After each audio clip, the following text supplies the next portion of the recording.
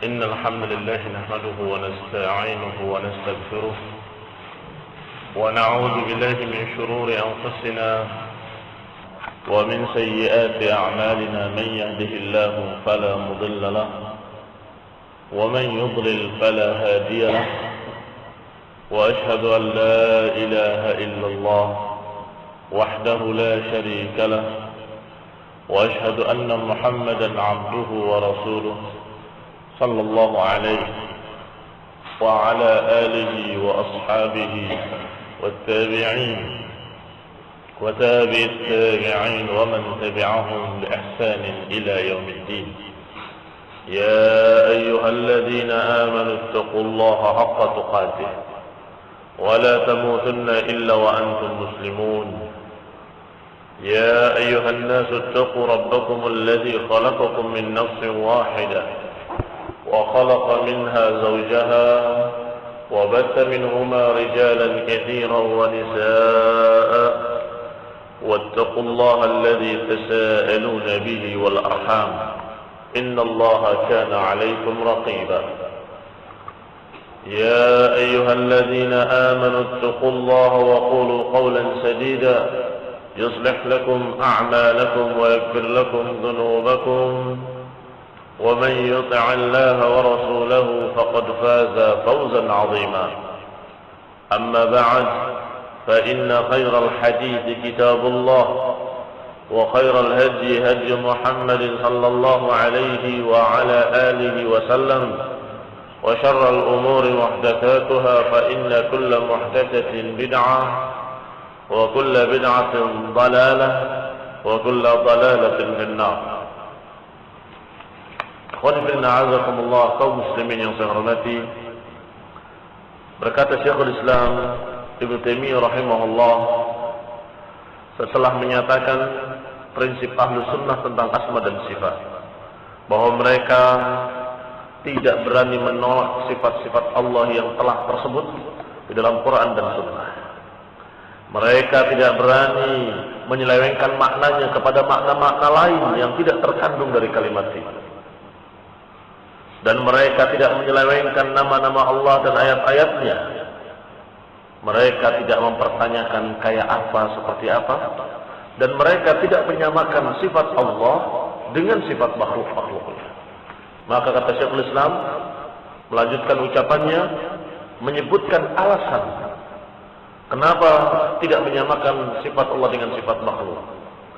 Li'annahu subhanahu la samiyya lahu wala kuf'a lahu wala nidda lahu. Karena Allah Subhanahu wa taala tidak memiliki samiyya lahu, tidak memiliki saingan yang setimbang. Wala kuf'a lahu, dan tidak pula memiliki, tidak ada baginya yang sekufu. Wala nidda lahu, dan tidak pula memiliki tandingan-tandingan.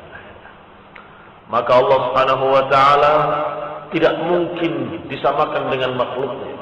Sifat-sifat Allah mustahil akan sama dengan makhluk-makhluknya, karena Allah menyatakan laisa kamitslihi syai', dan Allah Subhanahu wa taala tidak memiliki sami wala kuf wala nidd.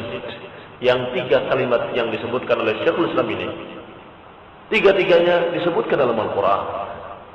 Lam yakun lahu samiyya walam yakun lahu kufuwan ahad, kufu. Kemudian wa minan nasi may yattakhidhu min dunillahi andadan. Sami artinya yang seimbang, yang sama. Kufu adalah yang sekufu. Nid adalah tandingan. Allah tidak mungkin disaingi, Allah tidak mungkin disamai, Allah tidak mungkin ada makhluk-makhluk yang sekufu dengannya, dan tidak mungkin memiliki tandingan-tandingan yang seimbang dengan Allah Subhanahu wa taala.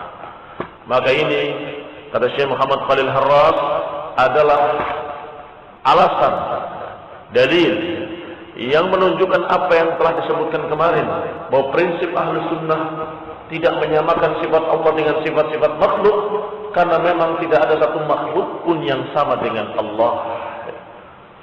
Dan tidak bertanya kayak apa, seperti apa, karena tidak mungkin bisa dibayangkan. Tidak mungkin bisa digambarkan, karena mau digambarkan dengan apa? Tidak ada yang sama.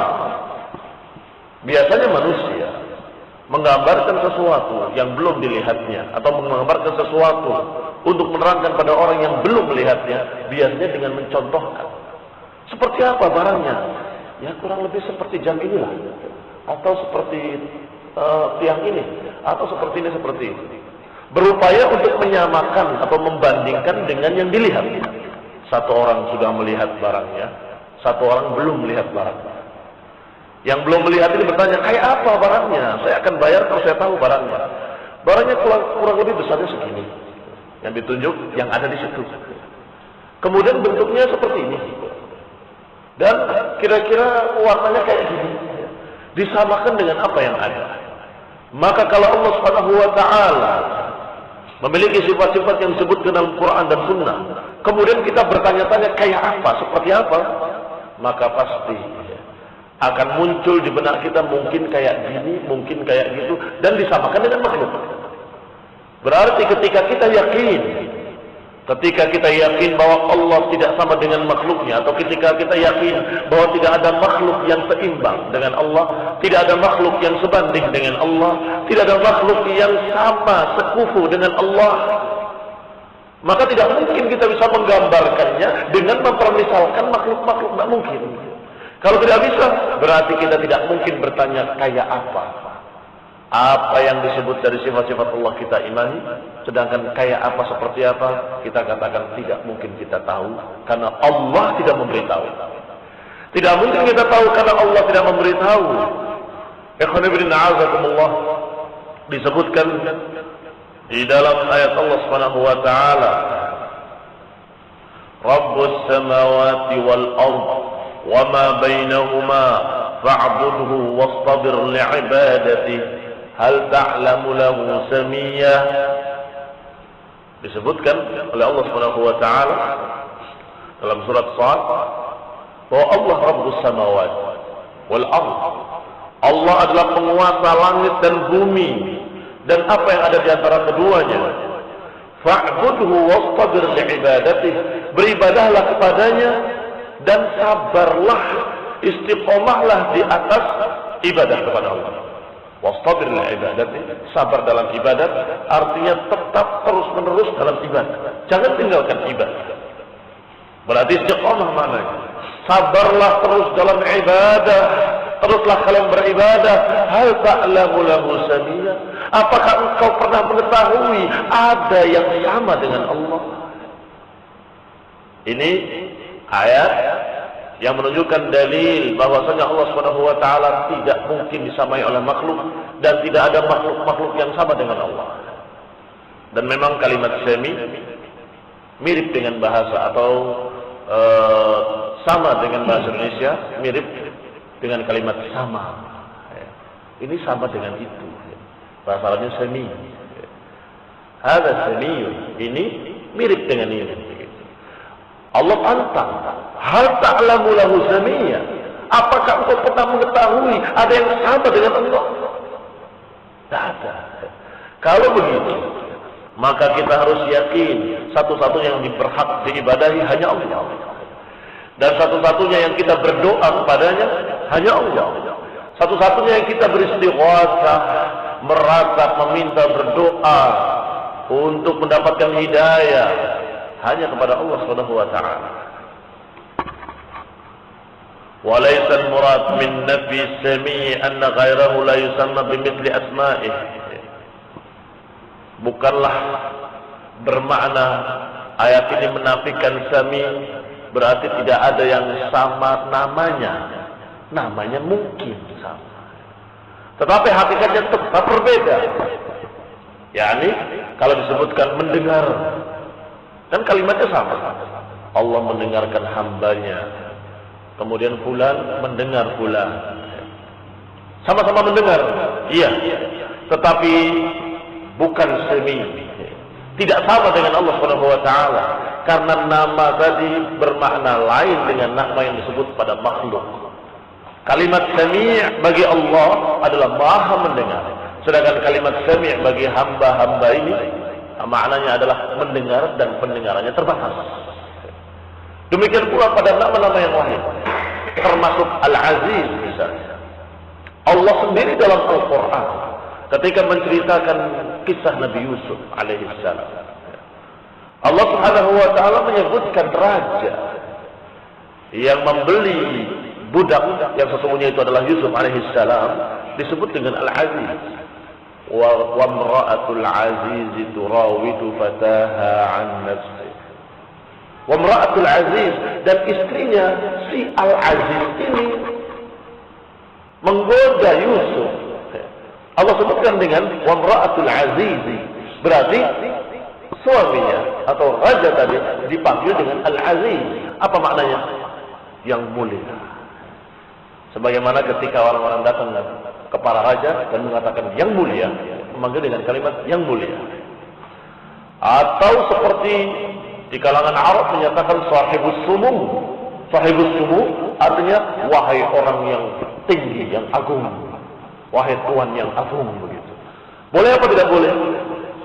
Kalau kita yakin bahwa maknanya adalah khusus di kalangan hamba, di kalangan makhluk, bahwa dia lebih mulia dari rakyat tentunya, karena dia pemimpin, karena dia penguasa, maka itu boleh.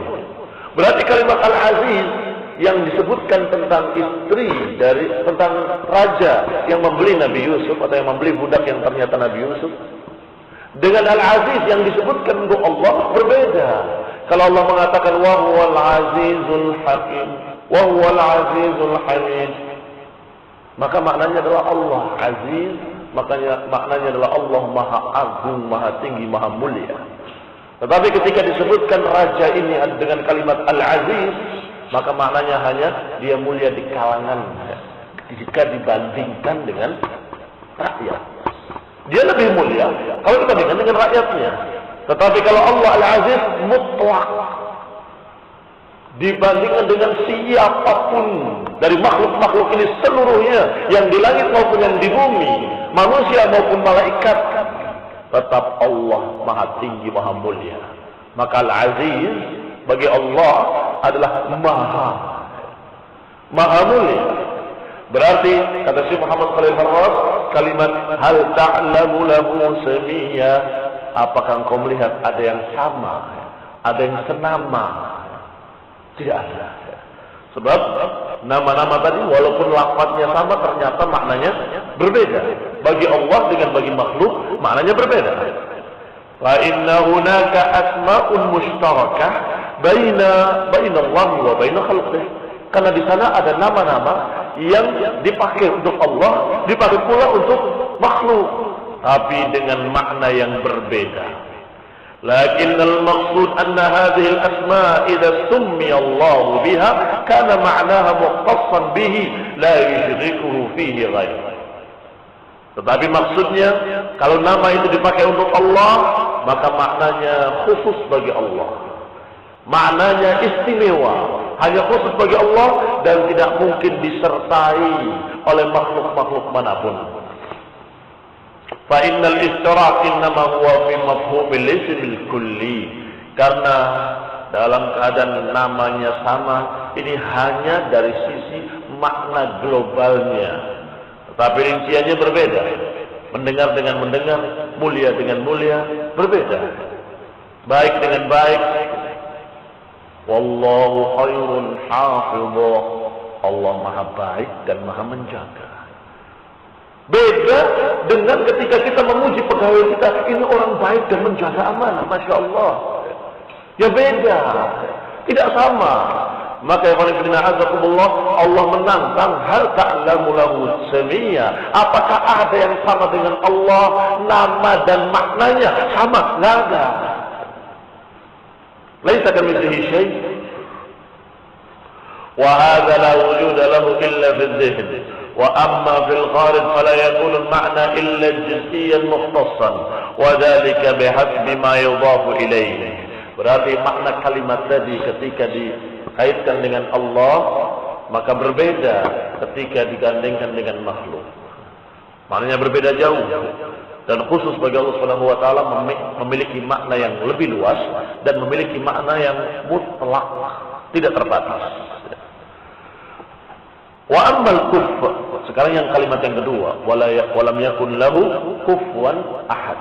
Apa makna kufu? yang kita sering baca dalam surat Qul huwallahu ahad, Allahus samad, lam yalid wa lam yulad wa lam yakun lahu kufuwan ahad. Asalnya kuf'an.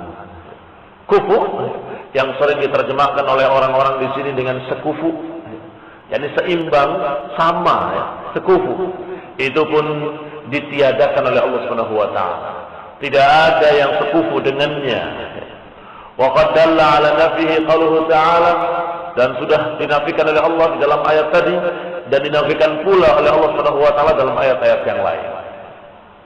Wa amman nid, sedangkan kalimat nidda, Allah Subhanahu wa taala berfirman melarang untuk mengambil nid. Fala taj'alu lillahi andadan wa antum ta'lamun. Jangan kalian mengambil nid, tandingan-tandingan bagi Allah, wa antum ta'lamun. Kalian tahu bahwa Allah tidak bisa disaingi, tidak bisa ditandingi, tak tertandingi. Tidak ada satupun yang bisa menantang Allah atau menandingi Allah dalam segalanya. Ini sudah diketahui oleh fitrah, oleh akal sehat, oleh ilmu yang diajarkan dalam syariat, Quran dan Sunnah, sudah dibahas. Sehingga orang seawam apapun kalau ditanya apakah Allah bisa ditandingi oleh makhluk, dia akan jawab tidak mungkin. Maka Allah katakan, "Fala taj'alu lillahi andadan wa antum ta'lamun." Maka jangan kalian mengambil tandingan-tandingan bagi Allah dalam keadaan kalian sadar, dalam keadaan kalian tahu tidak ada nid bagi Allah. Inilah keanehan manusia. Inilah keunikan manusia. Kalau ditanya jawabnya benar, ketika praktek amal salah. Dia berdoa pada Allah, ya Allah, ya Allah. Beristighatsah, ya Rabb, ya Rabb. Ya Hayyu, ya Qayyum. Meminta pada Allah Subhanahu wa taala. Apa mintanya? Minta hidayah, berilah petunjuk kepadaku. Apa mintanya? Ya Allah, berilah rezeki kepadaku. Tiba-tiba sebentar kemudian, dia berdiri di hadapan kuburan dan kemudian mengatakan, ya Syekh fulan, ya wali fulan, ya Habib fulan, aku meminta kepadamu. Apa yang dimintanya? Beri petunjuk kepadaku, bimbinglah aku, berilah rezeki kepadaku. Subhanallah, persis dia melakukan kepada kuburan tadi apa yang dia lakukan tadi untuk Allah. Sebuah ibadah yang tinggi yang disebut dengan doa. Di dalam hadis yang sahih dikatakan ad-du'a'u huwal ibadah. Doa itu ibadah. Dia berdoa meminta pada kuburan, berdoa pula meminta pada Allah Subhanahu wa taala. Berarti dia menyamakan kuburan tadi dengan Allah Subhanahu wa taala. Dia jadikan kuburan tadi niddan. Allah katakan, "Fala taj'alu lillahi andadan wa antum ta'lamun." Jangan kalian mengambil nid, tandingan-tandingan bagi Allah dalam keadaan kalian sadar. Wala in sa'altahum man khalaqas samawati wal ardi la yaqulunna Allah. Kalau kau tanyakan pada mereka, siapa yang menciptakan langit dan bumi? Niscaya mereka menjawab, Allah. Lah kenapa mintanya kepada makhluk? Kenapa kau menyamakannya dengan yang tidak menciptakan dan tidak membuat dan tidak memiliki? Yaitu orang mati. Apakah orang mati itu menciptakan langit dan bumi? Tidak. Apakah orang mati itu menentukan takdir? Tidak. Apakah orang mati itu bisa memberikan manfaat dan mudarat? Tidak. Kalau tidak, kenapa kamu menyamakannya dengan yang maha mengatur, yang maha menciptakan, yang menakdirkan, yang maha memiliki?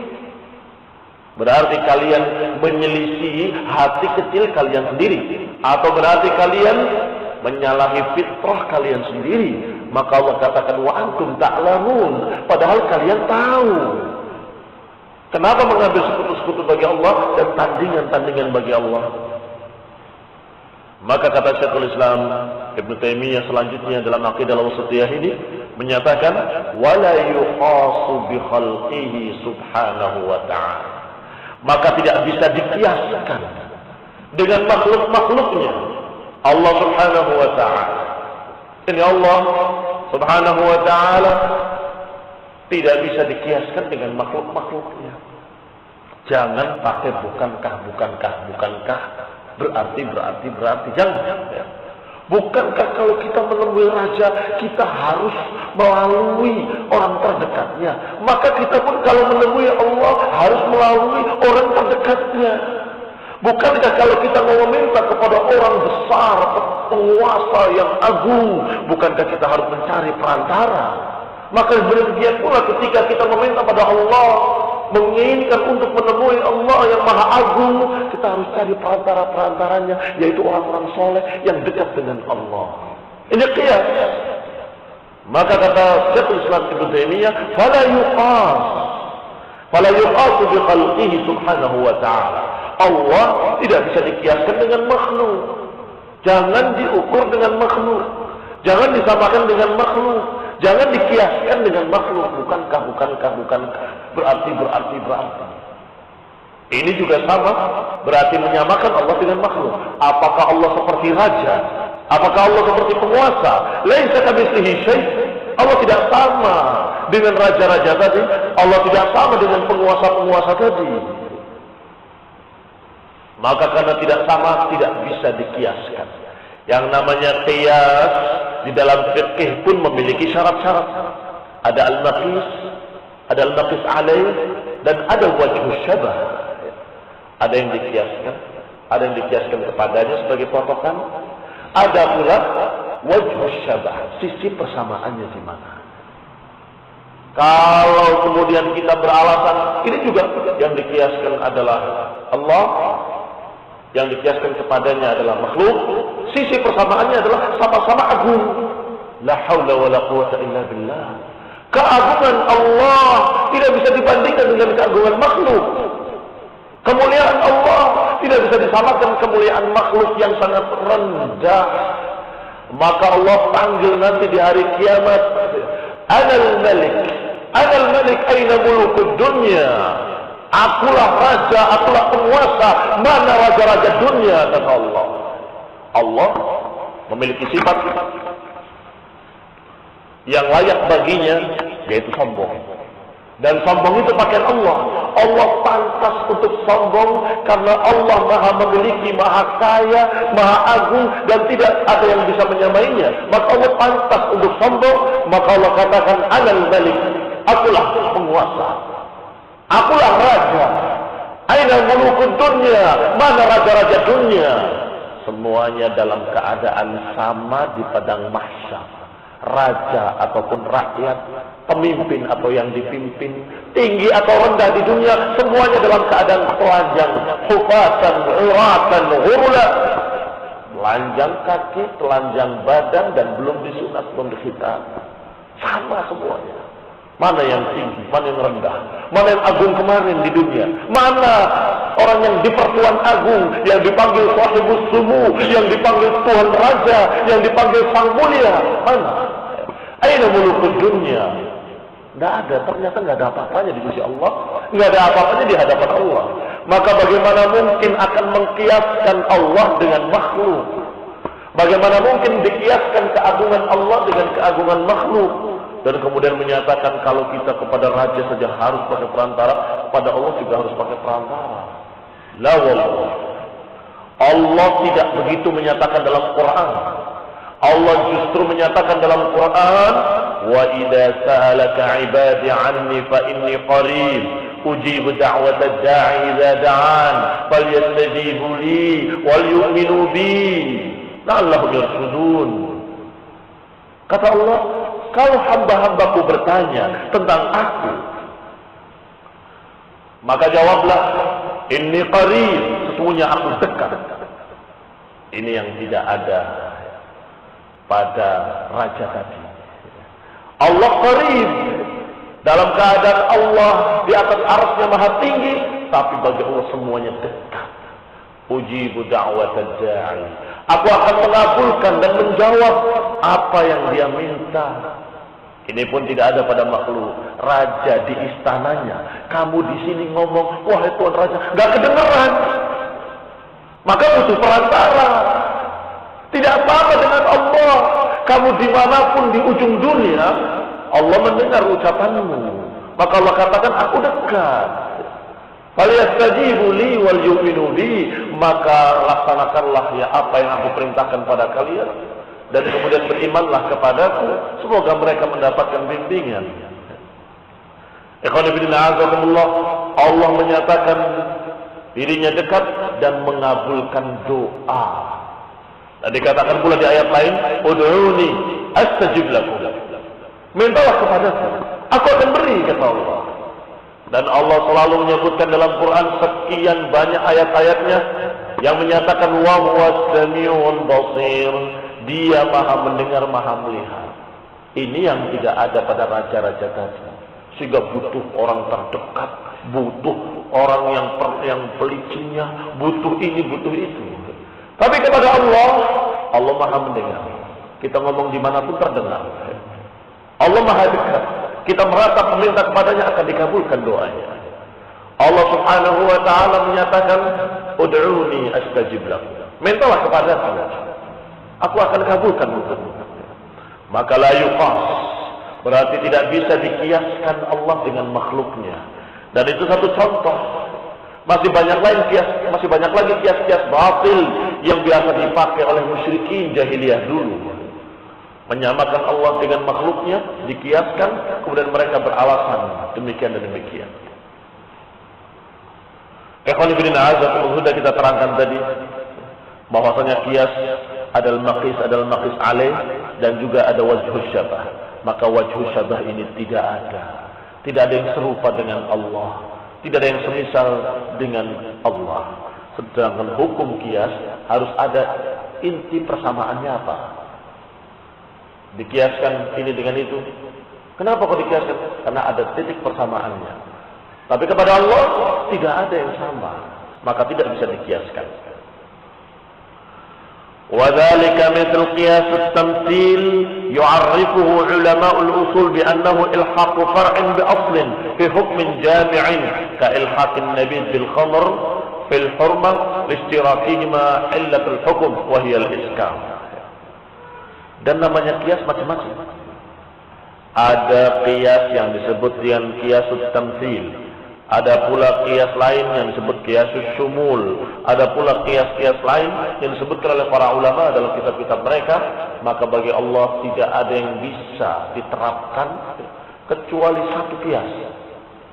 Namanya kiasul aula. Kiasul aula itu kalau di makhluk saja merupakan sifat mulia, maka Allah lebih mulia lagi. Misalnya begini, kalau makhluk buta, itu aib atau bukan aib? Aib. Kalau bagi makhluk saja aib, apalagi bagi Allah. Ini namanya kiasul aula. Demikian pula kalau orang itu cerdas, pintar, hafalannya kuat, tahu berbagai macam ilmu, ini kemuliaan atau bukan kemuliaan? Kemuliaan. Maka bagi Allah lebih-lebih lagi, Allah maha alim. Tidak mungkin tidak tahu, pasti maha tahu. Ini namanya qiyas al-aula, qiyas aulawi. Sedangkan qiyas lain yang seperti tadi menyamakan Allah dengan makhluk tidak bisa. Atau qiyas tamtsil, qiyas tamtsil itu begini. Kenapa ini diharamkan? Bukankah ini tidak disebut dalam hadis? Iya. Ini minuman walaupun bukan dari anggur, kan dulu yang dilarang khamr dibikinnya dari anggur.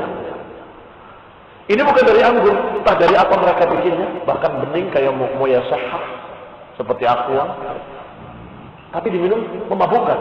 Ini haram enggak? Haram kata para ulama. Loh kenapa haram? Bukankah ini tidak khamr atau bukan khamr dan bukan dibikin dari anggur?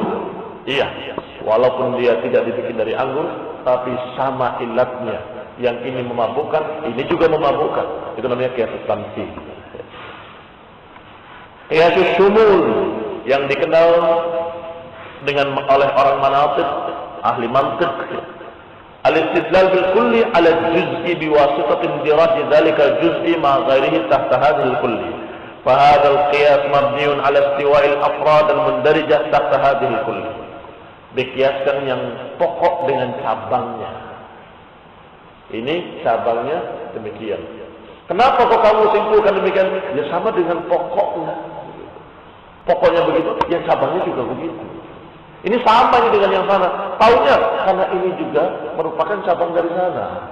Seperti para imam ketika menyebutkan satu golongan, ya, satu aliran.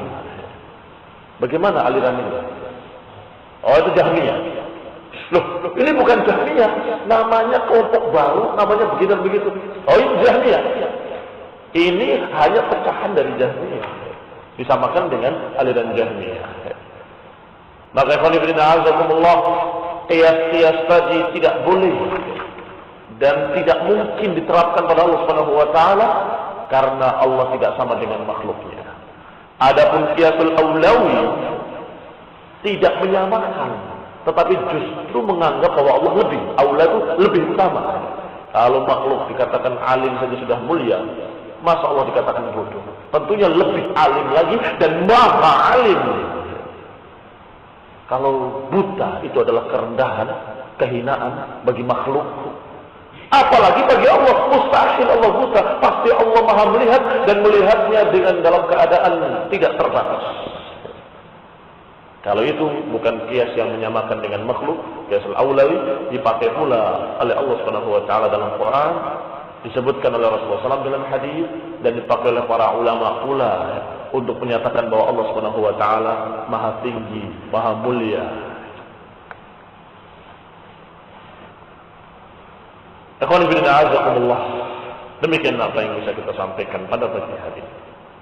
Nasallahu taufiq wal afiyah. Nasallahu salamul hidayah. Subhanakallahumma wa bihamdik asyhadu an la ilaha illa anta astaghfiruka wa atubu ilaik.